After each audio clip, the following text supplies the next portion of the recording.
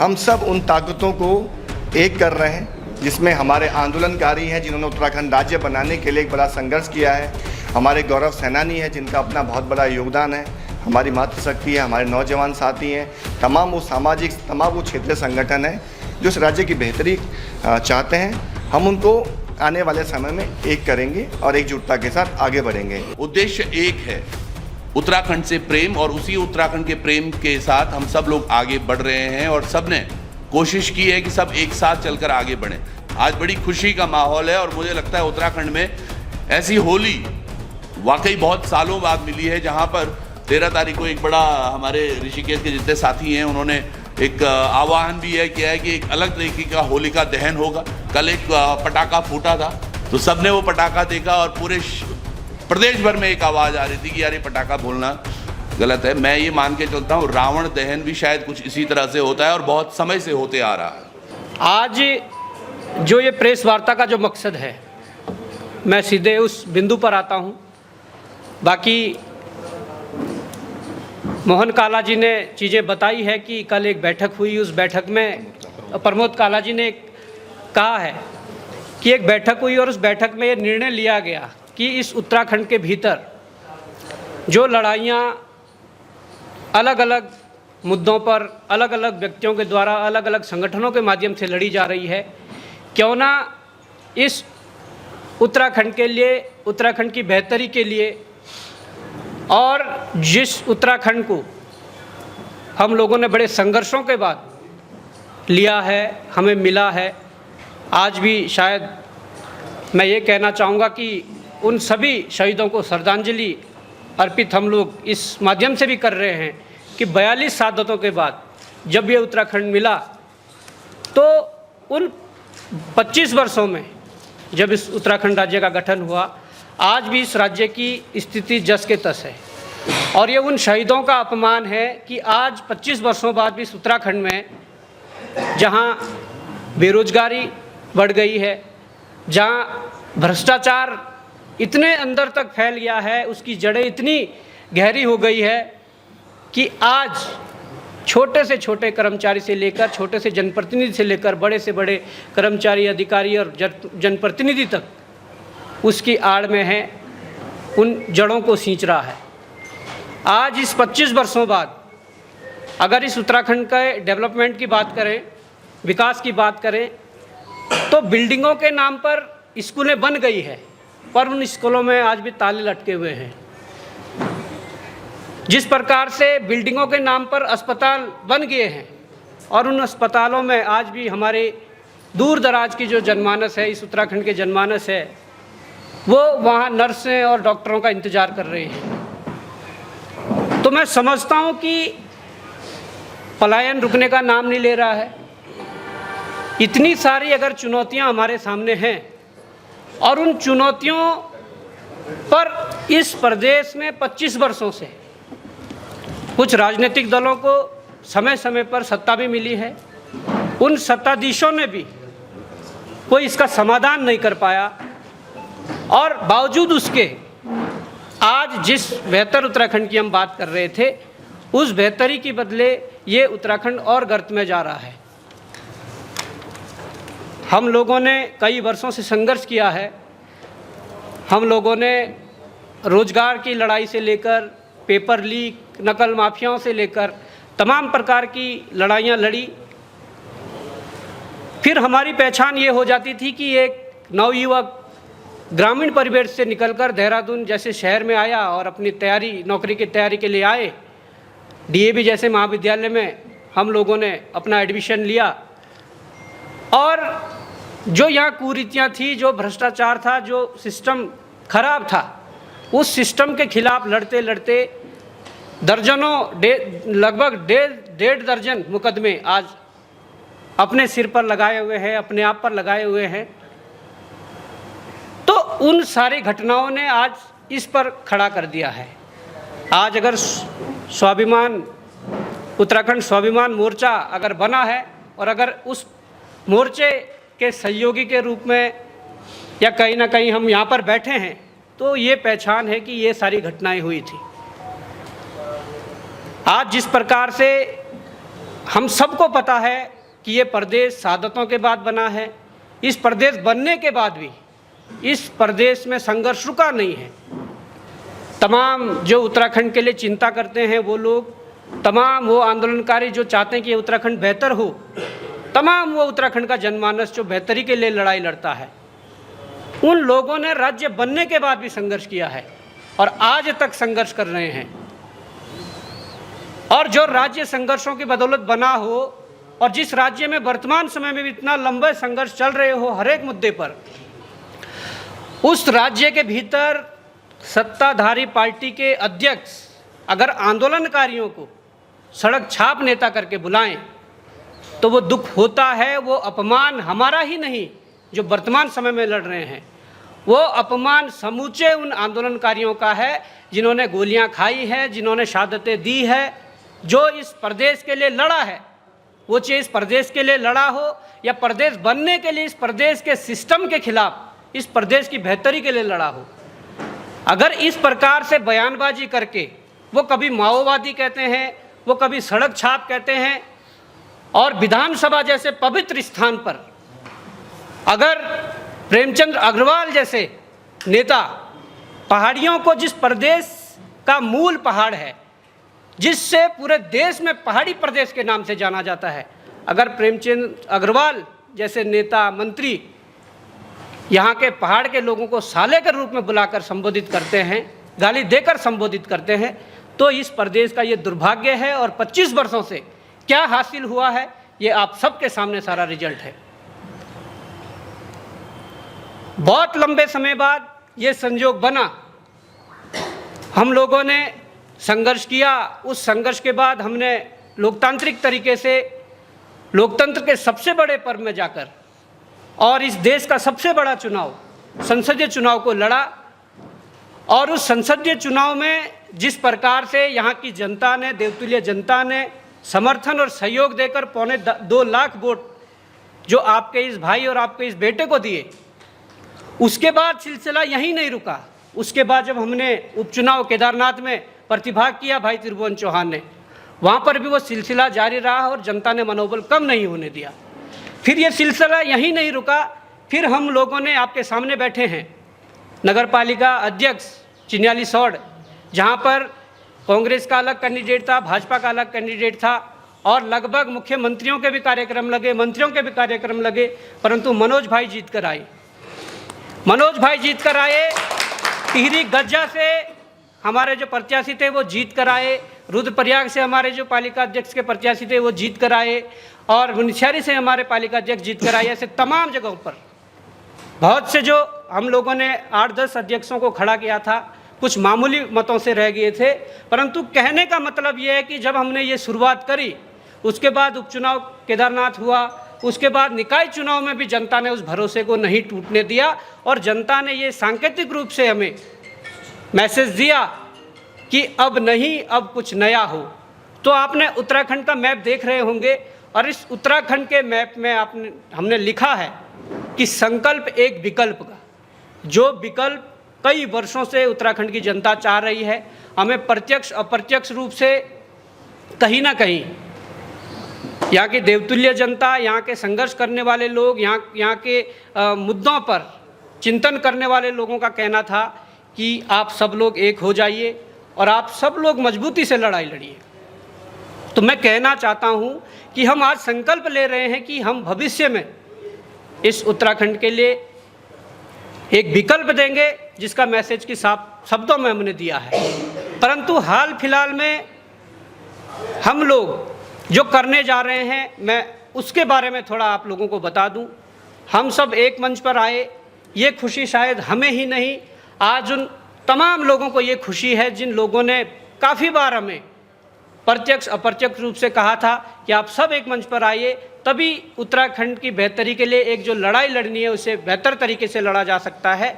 तो हम लोगों ने उनके कहने पर आज ये फैसला लिया है और निश्चित तौर पर अब ये सिलसिला आगे बढ़ेगा तो कारवां आगे भी बढ़ेगा और ये सिलसिला आगे बढ़ेगा तो आज कांग्रेस भी नहीं चाहेगी कि राज्य के अंदर कोई ऐसी शक्ति पैदा हो, आज भाजपा भी नहीं चाहेगी कि राज्य के अंदर कोई ऐसी शक्ति पैदा हो।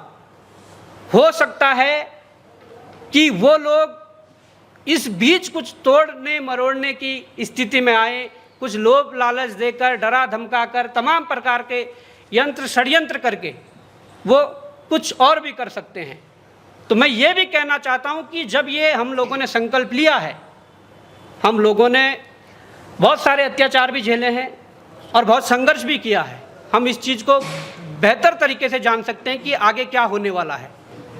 आगे कारवां भी बढ़ेगा और निश्चित तौर पर बढ़ेगा, परंतु ये भी हो सकता है कि कहीं ना कहीं अगर इस प्रकार की कुछ चीज़ें षड्यंत्र होने लगे तो हो सकता है कि कुछ चेहरे आपको दिखें, कुछ ना दिखें। भविष्य के लिए मैं ये भी बता देना चाह रहा हूँ कि भविष्य के लिए कुछ चेहरे दिखें, कुछ ना दिखें, ये भी मैं स्पष्ट कर दे रहा हूँ, क्योंकि षड्यंत्र जो है वो तमाम प्रकार के राजनीतिक दल और तमाम प्रकार के ऐसे संगठन जो सत्ताधारी दल या विपक्ष से पोषित होते हैं, वो लोग ऐसे षड्यंत्र करेंगे। और हमारे बीच अभी ऋषिकेश से मेयर चुनाव जी भी पहुँचे हैं, आपका भी स्वागत है।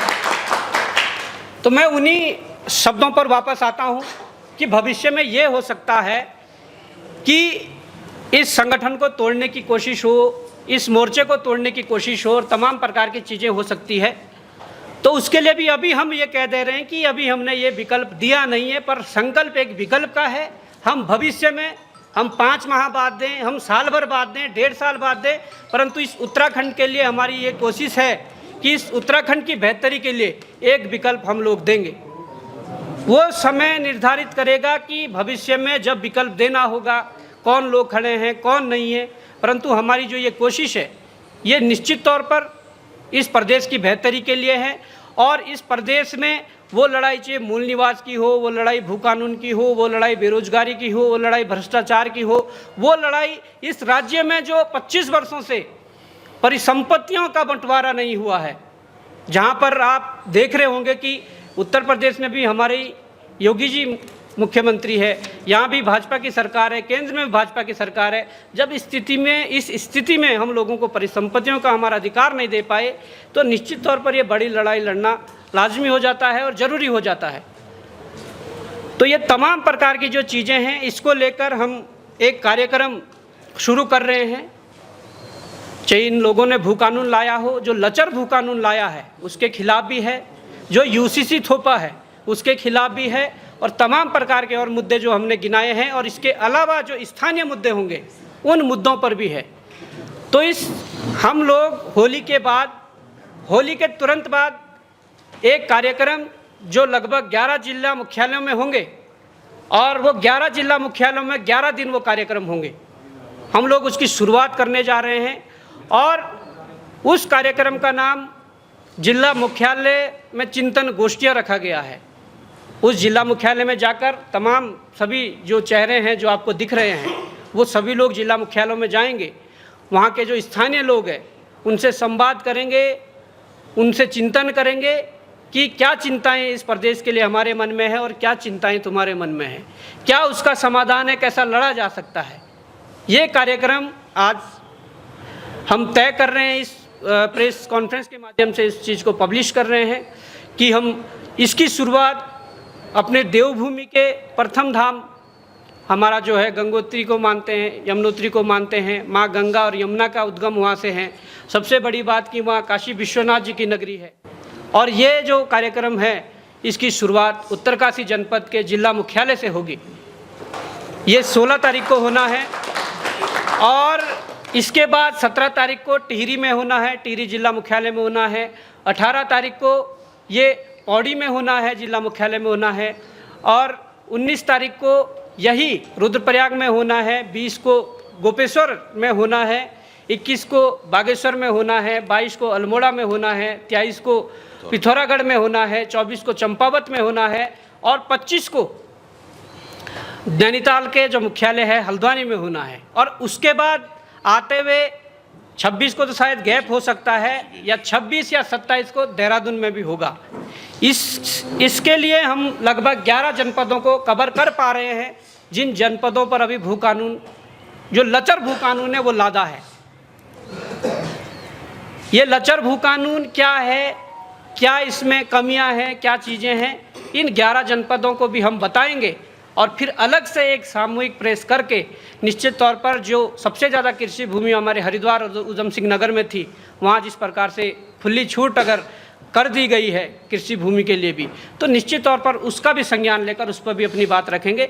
परंतु फिलहाल के लिए हमारा ये कार्यक्रम है, इस कार्यक्रम में तमाम ये मुद्दे होंगे जो हम लोगों ने गिनाए हैं और उसके बाद और भी आगे के जो कार्यक्रम होंगे। परंतु इसके अलावा एक विशेष बात ये रह गई है कि हम सब तो हैं ही, 2 से 3 दिन के अंदर लगभग हमारी जो सलाहकार कमेटी होगी या जो बुद्धिजीवी वर्ग हैं जो हमारे साथ हैं, 2 से 3 दिन के अंदर उनके भी नाम पब्लिश किए जाएंगे कि वो कौन लोग हैं जो वास्तविक रूप में हमारी रीड हैं, हमारी सलाहकार कमेटी है या ये है, उनके भी नाम आपके बीच में 2 से 3 दिन में लाए जाएंगे।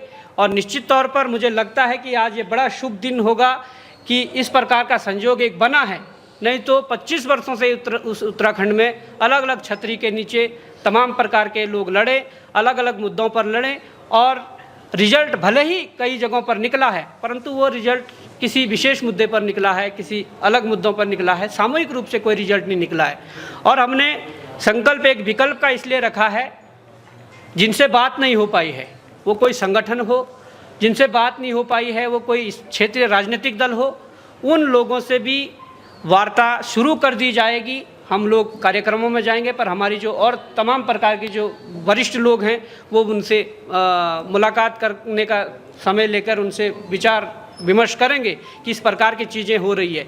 इसीलिए ये दिया है कि अभी विकल्प नहीं है, पर संकल्प एक विकल्प का है कि हम विकल्प देंगे।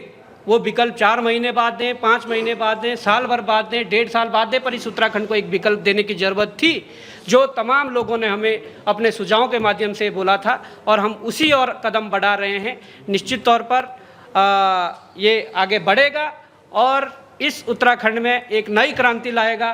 तो मैं इन्हीं शब्दों के साथ अपने वाणी को विराम देता हूं और हमारे और भी सहयोगी हैं वो सब अपनी बात रखेंगे। धन्यवाद। जय हिंद, जय भारत, जय उत्तराखंड। उत्तराखंड स्वाभिमान मोर्चा के नवनियुक्त अध्यक्ष बॉबी पंवार जी, बहुत बहुत धन्यवाद। आपने सारी सूचनाएं आपने दे दी हैं। मैं अब पिछले 2 साल से उत्तराखंड के अंदर मूल निवास और भू कानून समन्वय संघर्ष समिति और ये जो आंदोलन चल रहा है उसके ध्वजवाहक और उत्तराखंड स्वाभिमान मोर्चा के नवनियुक्त महासचिव मोहित डिमरी जी से आग्रह करूंगा कि वो आपको संबोधित करें। आ जाएंगे। अच्छा, इस बीच में पहला सेशन 17 मिनट का हुआ है, इस टाइम का भी आप लोग ध्यान रखिएगा क्योंकि ये सारे बंद हो सकते हैं हमारे। अच्छा, ठीक है। इतनी बैटरी नहीं है, प्लीज। ये वाला किसका है?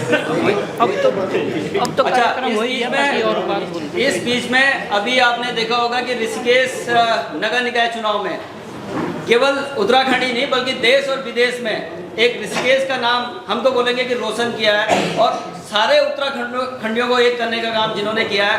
अब मास्टर दिनेशन मास्टर जी हमारे बीच में हैं, उनका हार्दिक स्वागत। मोहित भाई।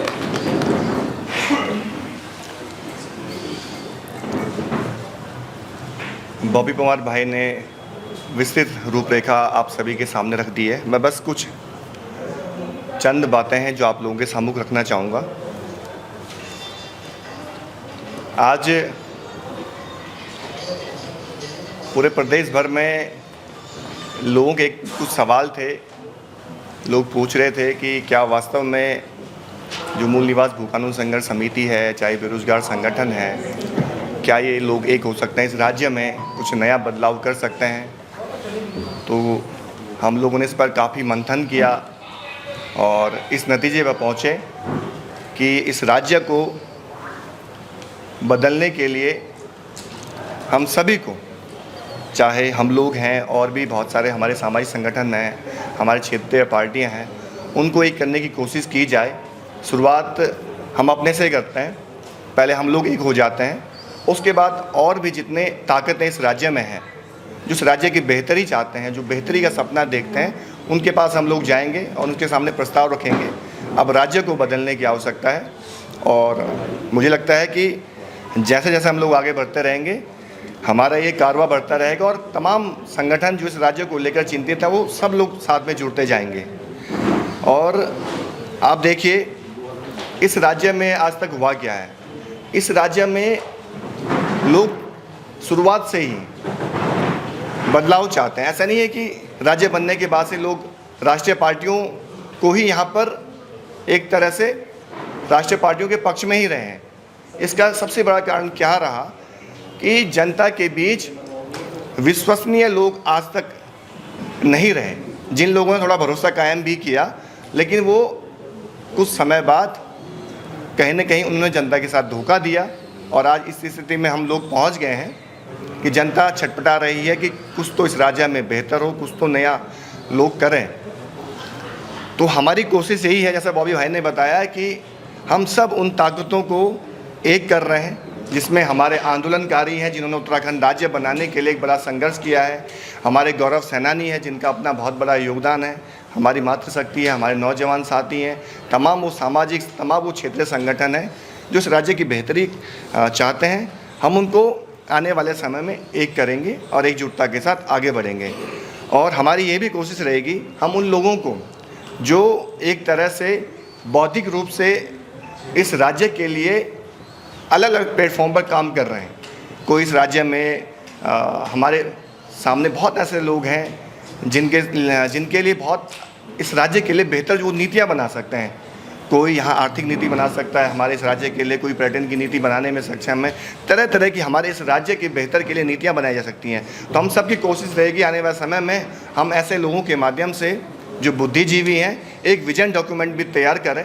उस विजन डॉक्यूमेंट को हम जनता के बीच लेकर जाएं कि ये हमारा सपना है इस राज्य के लिए, हम इस तरह से हमारी कृषि नीति होगी, पर्यटन की नीति हमारी ये होगी, हम रोज़गार के लिए इस तरह से अवसर इस राज्य के लोगों को दे सकते हैं, ग्रामीण शहरी नीतियाँ किस तरह से होगी, ये सारा हम स्वास्थ्य शिक्षा की नीतियाँ, ये सब कुछ हम विजन डॉक्यूमेंट के माध्यम से आने वाले समय में एक हम ऐसा बौद्धिक प्रकोष्ठ का गठन करेंगे जिसमें वो लोग तय करेंगे कि किस तरह से हमको आगे अपने राज्य को बेहतर दिशा देनी है। ये तमाम ऐसे सवाल हैं जिसको लेकर हम आगे बढ़ते रहेंगे। बाकी कुछ लोगों के सवाल थे कि मूल निवास गोकाणु संघर्ष समिति है, बेरोजगार संगठन है, अब हम लोगों ने एक उत्तराखंड स्वाभिमान मोर्चा बना दिया है।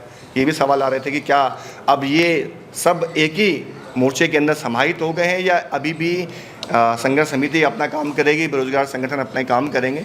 तो अभी तो हमने ये तय किया है, ये मोर्चा जो बनाया गया है स्वाभिमान मोर्चा, अभी हम पहले चरण में पूरे राज्य भर के अलग अलग हिस्सों में जा रहे हैं, वहाँ पर चिंतन गोष्ठियाँ करेंगे, लोगों से सलाह मशविरा करेंगे किस तरह का हम नए विकल्प को इस राज्य में दे सकते हैं। लोगों से पूछेंगे आप क्या सोचते हैं अपने राज्य के लिए।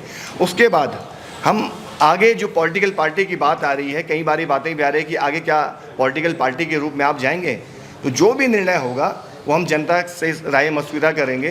तमाम और भी पॉलिटिकल पार्टियां हैं और भी सामाजिक संगठन हैं, उनके साथ आपस में सामंजस्य बिठाकर जो भी बेहतर नतीजा होगा वो हम जनता के बीच रखेंगे। और जो मूल निवास संघर्ष समिति का सवाल है, जो बेरोजगार संगठन का सवाल है, चाहे और भी हमारे साथ संगठन जुड़े हुए हैं, वो सब अपने अपने कार्य आगे जारी रखेंगे।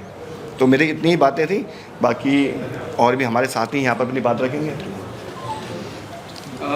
इस बीच हमारे बीच में 2022 में नरेंद्र नगर से विधानसभा का चुनाव लड़े, केदारनाथ से अच्छा नरेंद्र नगर विधानसभा से चुनाव लड़ा है। पुष्पा रावत जी आपका स्वागत है। हमारे बीच में आशुतोष कोठारी है, एक मजबूत आवाज़ जो हमारे साथ, चाहे वो जो भी आंदोलन हो, ऋषिकेश में टीम मास्टर जी के साथ उन्होंने बहुत अच्छा सहयोग किया है, आपका भी स्वागत है। चूँकि समय की थोड़ी सी कमी है तो मैं यहाँ पे जितने भी गणमान्य व्यक्ति बैठे हुए हैं मैं सबसे माफ़ी चाहूँगा। और अब अंतिम वक्ता के तौर पे मैं त्रिभुवन चौहान जी को चाहूँगा कि त्रिभुवन चौहान जी आप संबोधित करें। पहले तो बहुत बहुत धन्यवाद, प्रणाम सभी पत्रकार भाइयों का, और आप सब लोगों को होली की बहुत बहुत शुभकामनाएं। और होली पर सबसे महत्वपूर्ण आज पूरे प्रदेश भर के लिए एक बड़ी खुशी की लहर ये भी है कि जिस चीज़ का इंतज़ार आप सब लोग कर रहे थे बहुत समय से, आज वो सभी युवाओं ने, मातृशक्ति ने आगे बढ़ चढ़कर आपको वो तोहफा भी दिया है। आज उत्तराखंड स्वाभिमान मोर्चा उस स्वाभिमान की बात करता है जो 70 विधायक सदन में ना कर पाए। समय कम है तो थोड़ा समय बाध्यता के साथ रखेंगे इस चीज़ को। और जिला स्तर पर जब हम जा रहे हैं, 11 जिलों का हमने इसलिए अभी ऐलान किया है क्योंकि 11 वो ज़िले हैं जिनको भारतीय जनता पार्टी ने भी बोला है कि हम भी इन्हें ही जिला मान रहे हैं, तो हम भी उन्हीं को जिला मान रहे हैं। तो 11 जिलों में जाएंगे, ये चिंतन गोष्ठियाँ होंगी जिसमें हम हर जिले में, उसमें जिला संयोजक, जिला सह संयोजक, उसमें हमारे महिला प्रकोष्ठ के सह संयोजक, उसमें हमारे सैनिक प्रकोष्ठ के लोग, उसमें हमारे युवा प्रकोष्ठ के साथी, उसमें हमारी जो अनुसूचित जाति जनजाति के समिति है, और साथ के साथ SC ST में भी। तो हर जगह सह संयोजक और संयोजक हम बनाएंगे। उसके बाद और टीमें वो नीचे चलती चली जाएंगी। तो अगर आपने भी जुड़ना है तो आप सब लोग आज ही एक फेसबुक पेज हमारा थोड़ी देर में लॉन्च हो जाएगा, आप उस पर जुड़ सकते हैं। 1-2 फ़ोन नंबर्स भी उस पर अवेलेबल होंगे जिससे आप संपर्क कर सकते हैं। हमारा उद्देश्य एक है, उत्तराखंड से प्रेम, और उसी उत्तराखंड के प्रेम के साथ हम सब लोग आगे बढ़ रहे हैं और सब ने कोशिश की है कि सब एक साथ चलकर आगे बढ़ें।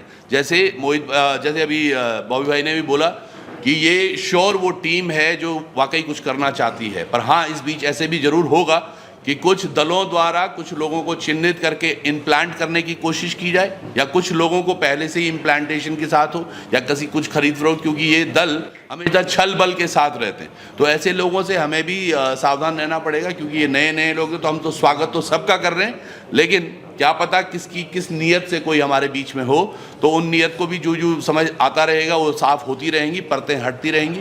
लेकिन आज ये जरूर है और बड़ा अच्छा विषय है, आज बड़ी खुशी का माहौल है। और मुझे लगता है उत्तराखंड में ऐसी होली वाकई बहुत सालों बाद मिली है, जहाँ पर 13 तारीख को एक बड़ा, हमारे ऋषिकेश के जितने साथी हैं उन्होंने एक आह्वान भी है किया है कि एक अलग तरीके का होलिका दहन होगा। कल एक पटाखा फूटा था बॉबी भाई, तो सबने वो पटाखा देखा और पूरे प्रदेश भर में एक आवाज़ आ रही थी कि यार ये पटाखा बोलना गलत है। मैं ये मान के चलता हूँ रावण दहन भी शायद कुछ इसी तरह से होता है और बहुत समय से होते आ रहा है। तो वो रावण का पुतला भी हमने फटते हुए देखा है, फुटते हुए देखा है। पर ये धमाका, मुझे लगता है बॉबी भाई आज का धमाका तो यही था जो चिन्हित किया गया था कि क्या धमाका है। तो जितने भी लोग थे जो एक असमंजस में थे कि भैया कहाँ जाएं, किससे जुड़ें, तो ये एक दल, ये एक मोर्चा जो आप सब लोगों के सामने है, जिसका एक ही संकल्प है, वो है विकल्प का।